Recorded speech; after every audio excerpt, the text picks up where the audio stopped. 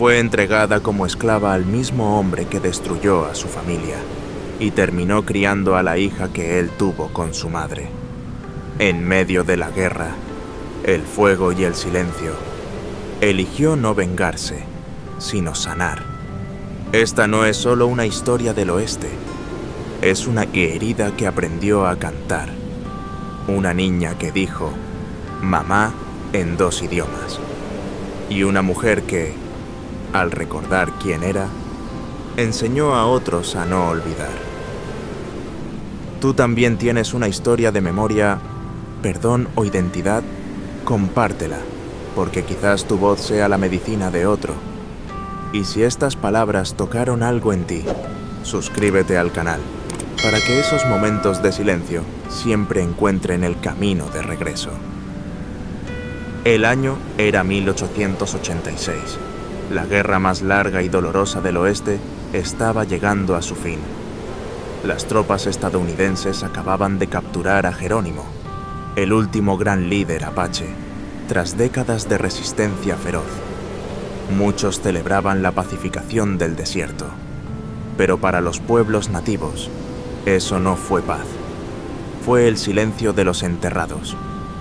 Y en medio de ese silencio, en un fuerte olvidado cerca de la frontera entre Nuevo México y Arizona, una mujer se arrodillaba en la arena fría, con las muñecas atadas y la piel agrietada por el sol. Se llamaba María, o al menos, así la había llamado su padre, un curandero respetado del clan Chihene. Pero desde que lo mataron por negarse a entregar su tierra, nadie volvió a pronunciar su nombre. Los soldados la llamaban India Muda. El general, simplemente ella. María fue llevada como trofeo de guerra, entregada al general Samuel Harrington como esclava personal. Samuel, un veterano endurecido por la muerte de su esposa y su hijo en un ataque apache, había perdido más que su familia, había perdido el alma. Para él, María era una herramienta silenciosa que servía sin hablar, sin llorar, sin existir.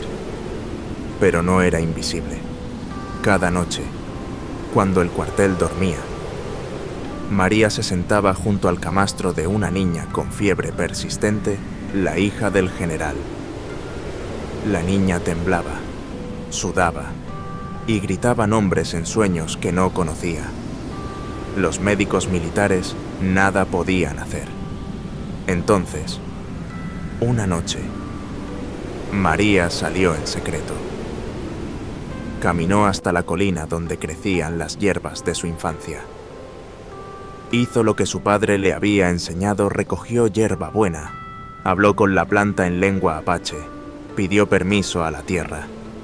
Preparó una infusión amarga que frotó sobre el pecho de la niña y dejó bajo su lengua. La fiebre bajó esa misma madrugada. Nadie le dio las gracias. Pero desde aquel día, el general comenzó a mirarla distinto. No con bondad, con temor. Como quien ve a un fantasma del pasado o a una verdad que no quiere recordar. Y así vivían, atrapados en un equilibrio frágil, hasta que, una noche sin luna, los tambores comenzaron a sonar desde el este. El viento arrastró cenizas y presagios. Los apaches estaban de regreso. Y con ellos, la historia que María había intentado enterrar. Me arrebataron todo, incluso mi nombre. Pero esa noche, el desierto me lo devolvió. ¿Tú qué habrías hecho en su lugar? Acallar para sobrevivir. B. Luchar aunque costara la vida. C. Esperar y recordar quién eres. Déjame tu respuesta en los comentarios. Aquí, cada voz silenciada encuentra su lugar para ser escuchada. El fuerte seguía oliendo a hierro y a polvo. Cada mañana, los soldados marchaban como autómatas, entre gritos y blasfemias. Para ellos, María no era más que parte del mobiliario, una sombra que servía el pan y barría el suelo. Nadie le dirigía la palabra, Nadie excepto una niña. Tara era pequeña, frágil, y siempre tenía fiebre. Dormía sola, en una habitación demasiado grande para su cuerpo tembloroso. Cuando María entró por primera vez, la niña se giró hacia la pared, con los brazos cruzados. No confiaba en la mujer india, pero la fiebre no perdona, y el instinto materno tampoco. Una noche, el médico del fuerte dijo que no podía hacer más, que la niña tendría que resistir por sí sola. María no dijo nada. Polo esperó a que todos se durmieran. Tomó una manta vieja y salió por la parte trasera del cuartel. Recordaba perfectamente dónde crecían las plantas de su infancia. Bajó hasta un barranco cercano, donde el agua aún corría en secreto. Allí encontró la hierba buena, fuerte y viva. La acarició con los dedos, como su padre le había enseñado, y murmuró en apache: «No es para mí, es para una pequeña que aún no sabe quién es». Cortó las hojas, regresó sin ser vista y preparó una infusión caliente. La colocó bajo la lengua de Sara, le frotó el pecho y las muñecas con la mezcla. Luego se quedó sentada junto a la cama, cantando en voz baja la canción que su madre cantaba cuando ella tenía miedo. Tu corazón es pequeño, pero valiente como el sol. Cuando amaneció, la fiebre había bajado. Desde ese día, Tara la miraba con otros ojos. Se aferraba a su falda cuando tenía miedo. Le pedía cuentos antes de dormir. A veces, repetía palabras en apache sin saber su significado. «Nané», decía sonriendo. «Mamá». María no la corregía. El general observaba todo en silencio, desde la puerta, desde las sombras. Había algo en su mirada que no era furia, era culpa. Quizás también nostalgia, pero no decía nada. Hasta que una tarde, María lo sorprendió mirándola fijamente mientras ella trenzaba el cabello de Sara.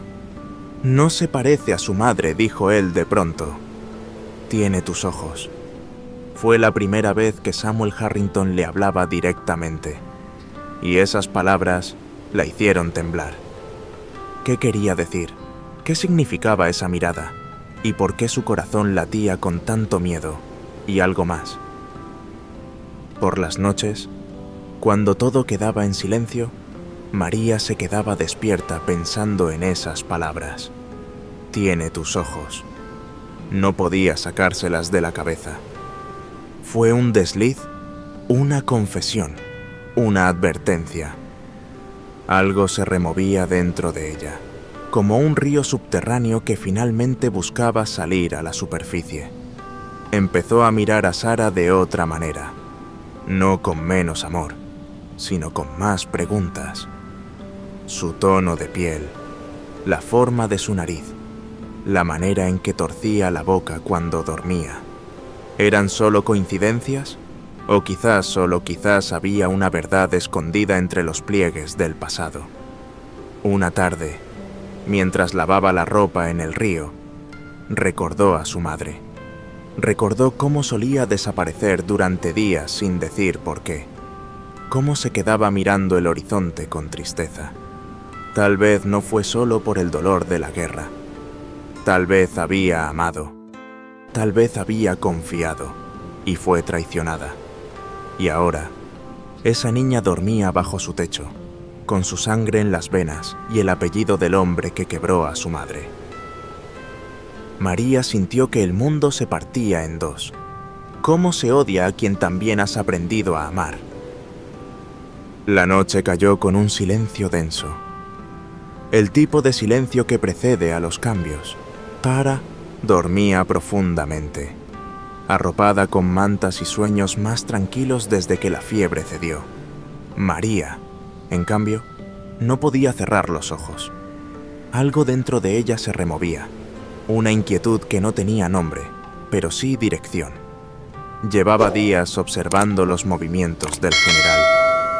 Cómo evitaba mirarla directamente. Cómo se quedaba de pie frente a la puerta de la habitación de Sara, pero nunca entraba.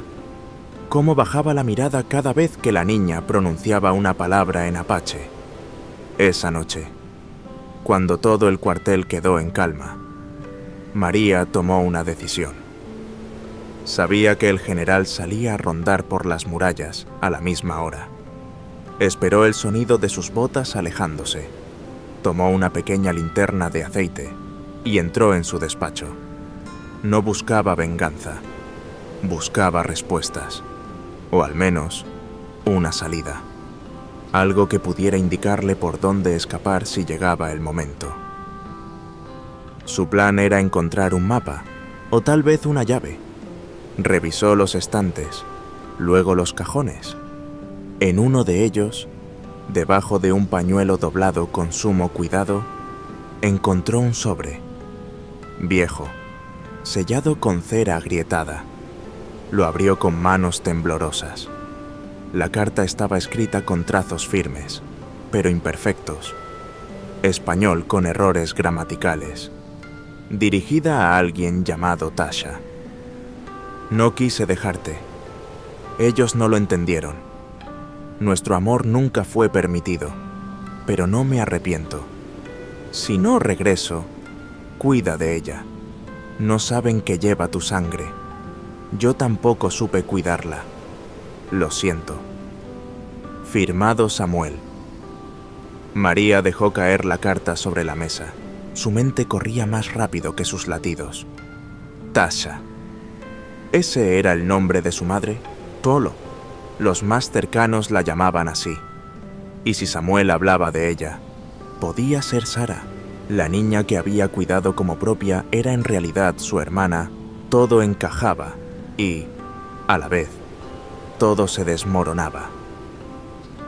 Los recuerdos de su madre volvieron como un río furioso, su sonrisa tímida, su canto junto al fuego, las veces que desaparecía por días sin explicación. Había amado a un hombre blanco. A este hombre María sintió que el suelo bajo sus pies se quebraba. Quería odiarlo, quería gritar, pero algo más fuerte que la rabia la detuvo.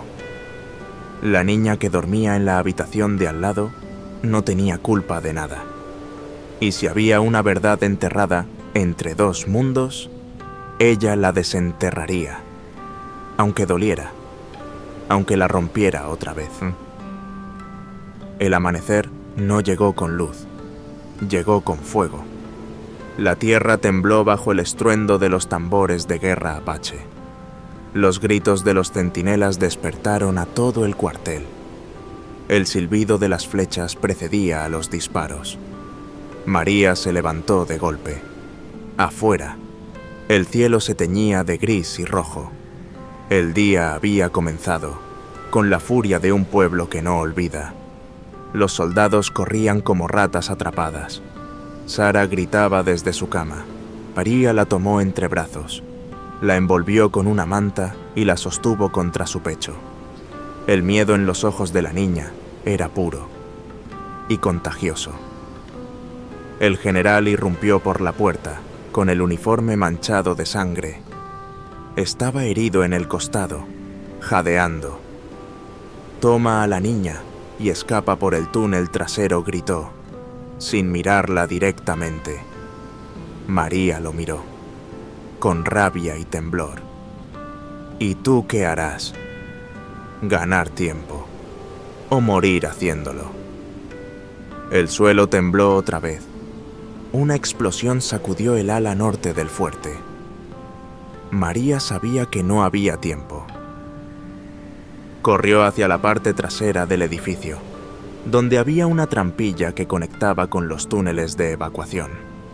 Pero justo cuando iba a bajar con Sara, escuchó un grito desgarrador. Era Samuel. María se detuvo. Podía huir. Podía llevarse a la niña y dejar que el pasado ardiera con el hombre que le arrebató su vida. Pero entonces pensó en la carta, en el nombre de su madre, en el miedo que vio en los ojos de Samuel cuando Sara dijo «Nané», y en algo más difícil de admitir en los momentos en que él, sin palabras, también la había cuidado. Le dijo a Sara que se quedara quieta, escondida detrás de unas cajas. Volvió corriendo hacia el fuego. El fuerte era un infierno.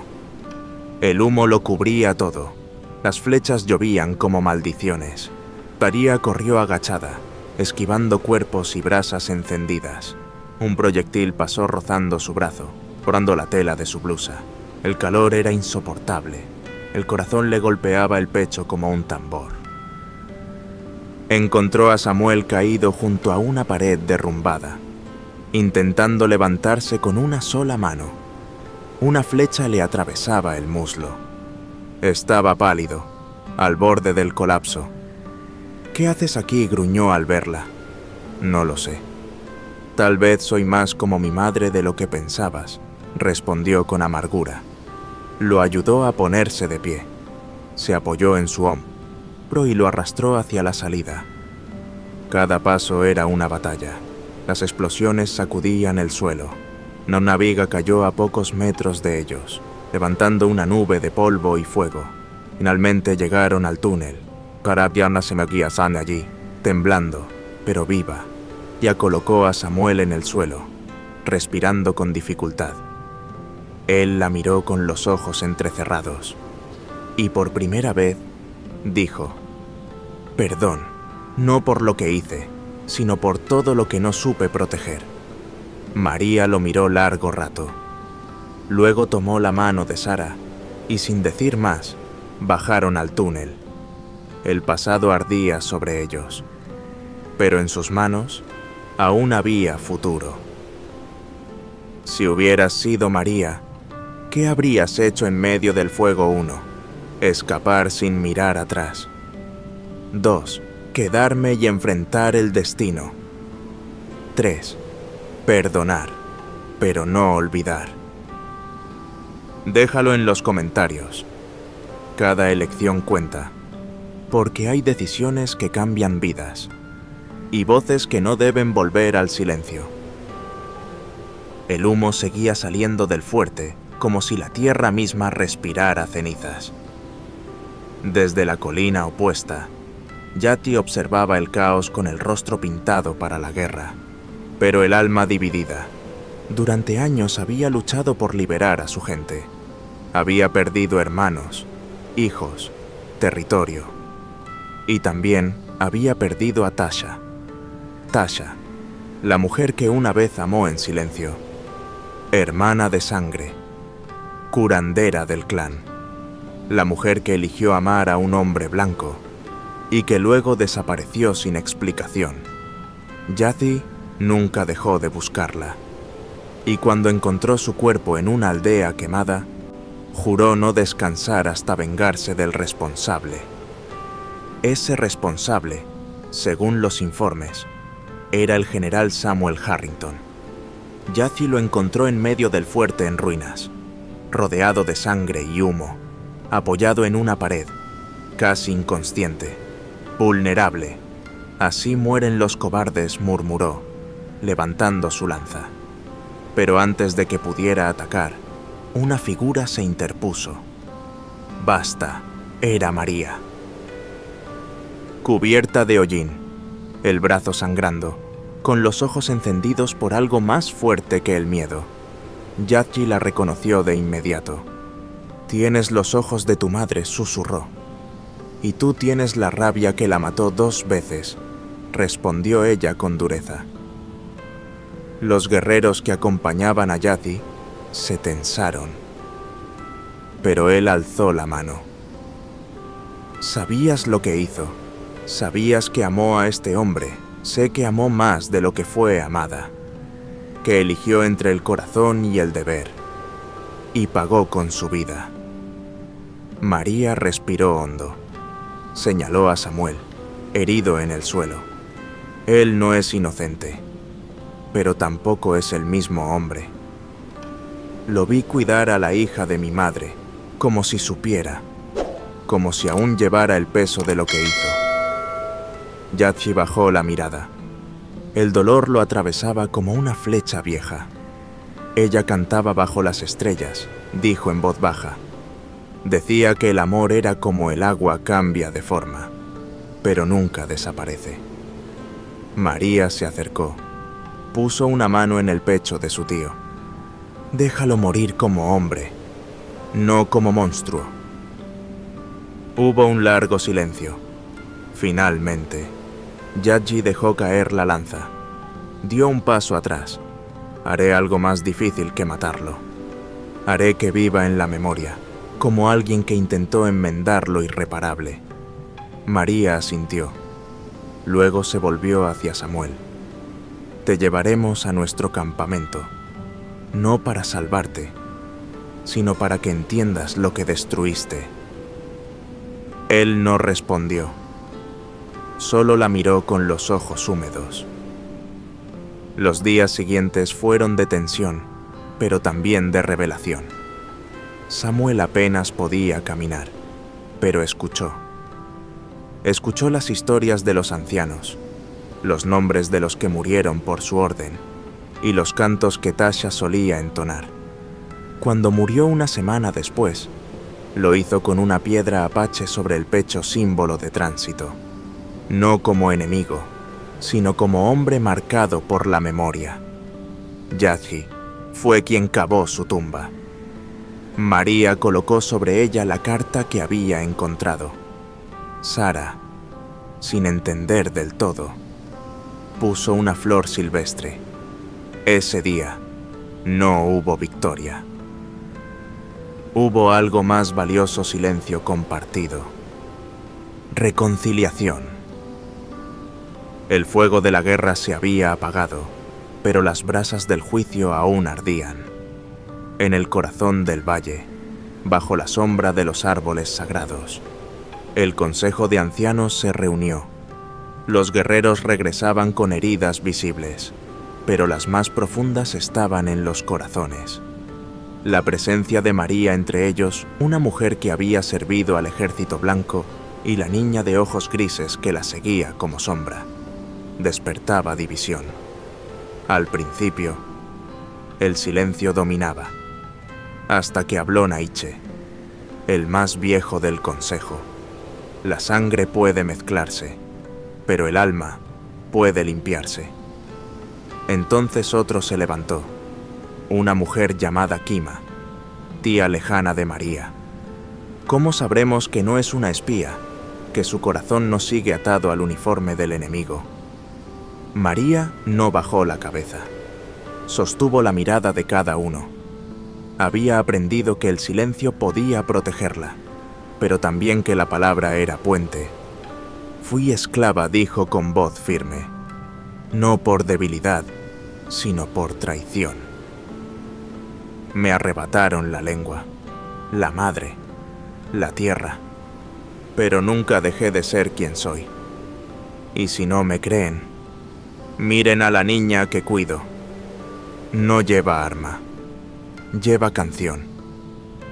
Sara se acercó a ella, temblando. Se agarró a su pierna y murmuró en apache, Nané. Ese murmullo quebró algo en el ambiente.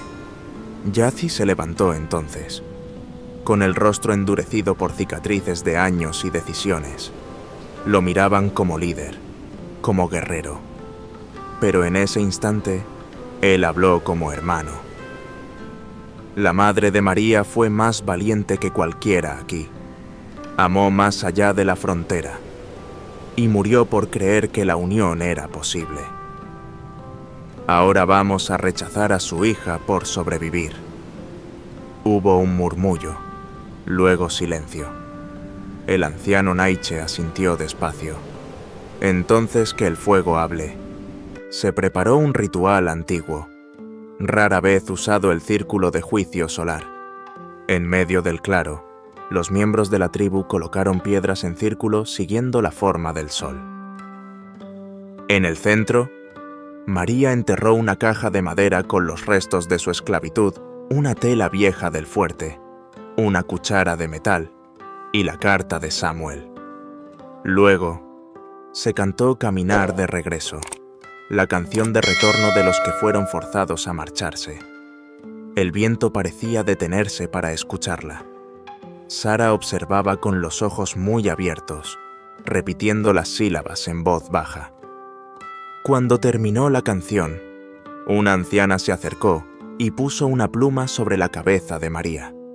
No vienes del norte ni del sur, vienes del cruce de caminos.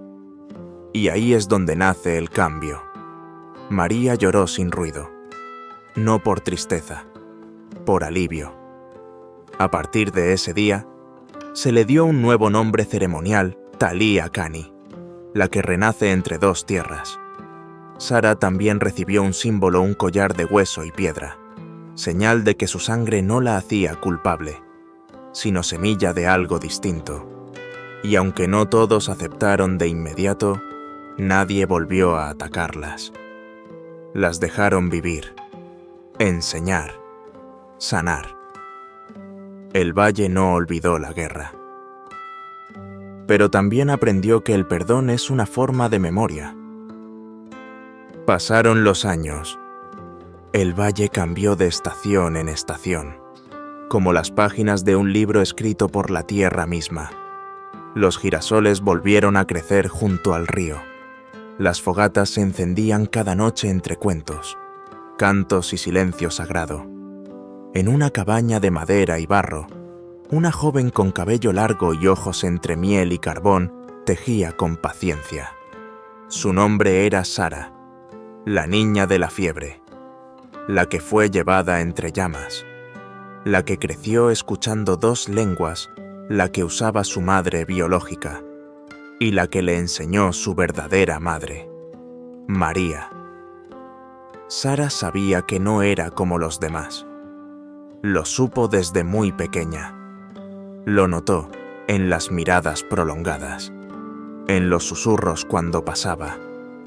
Pero nunca le dolió, porque siempre que el mundo parecía confundido sobre quién era, la mano firme de María estaba allí. Eres como el colibrí, le decía, pequeño, veloz y nacido de dos cielos. Una tarde, mientras ayudaba a preparar hierbas en la mesa de la cocina, Sara encontró una caja vieja. En su interior, una carta cuidadosamente doblada y una pluma gris. Era la carta de Samuel. La leyó entera, sin derramar una lágrima. Luego, tomó la pluma y la sostuvo sobre el corazón. No fue ira lo que sintió. Fue algo más complejo. Una mezcla de tristeza y comprensión. Ese hombre que la engendró también había fallado, pero no había desaparecido como otros. Había quedado como eco, y en ese eco había elegido cuidar. Aunque fuera tarde, Sara salió de la cabaña y fue al claro de los rituales. María estaba allí, rodeada de niños, contándoles la historia del colibrí que cruzó desiertos para llevar agua a un bosque en llamas. Cuando terminó, Sara se acercó, se arrodilló frente a ella y le mostró la carta. Lo leí todo. Mamá. María la miró en silencio. El viento soplaba entre los árboles, como si también esperara la respuesta. ¿Y qué sientes gratitud por no haberme mentido? Y amor, porque elegiste quedarte.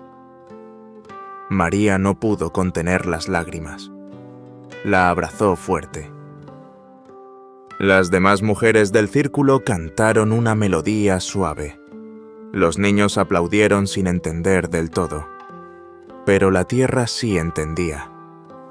Días después, en una ceremonia de paso a la adultez, Sara habló ante el consejo. No soy mitad de nada, dijo. Soy todo lo que me trajo hasta aquí. La sangre, la pérdida, la ternura, el fuego. Soy mi historia, y también la suya. Ese día, se le dio un nuevo nombre también, Shewe Tali, la que canta lo que otros callan. María sonrió, desde un banco de madera, mientras las estrellas comenzaban a aparecer. El pasado no era una herida, era raíz, era canto. Y mientras el cielo se teñía de oro viejo, María supo que ya no era solo sobreviviente, era madre de una voz nueva, de un futuro tejido con verdad.